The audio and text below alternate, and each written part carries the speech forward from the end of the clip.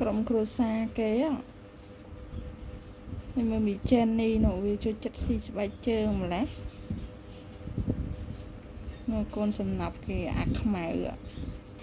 ប្រផេះណាវាខំគ្នាស្អីទេម៉ែកូនគេដៅណាអត់សុកវាផ្ដៅនោះហ៎វាខំកូនវាខំឲ្យកូនវាដេកលក់វាលិតកូនវាខំកញ្ញេញណាមិនដឹងស្មានថាវាខំកូនតែមិនដំបងឃើញវាខំអញ្ចឹងណា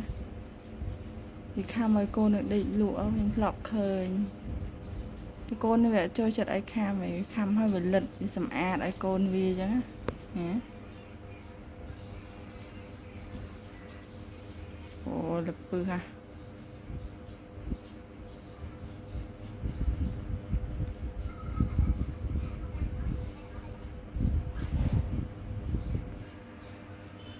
អើយមានចាននេះនៅក្រោមអូវាបល័យនេះលពឹសថ្ងៃស្អីទេលវើអត់ដែរនៅស្ងៀមសោះ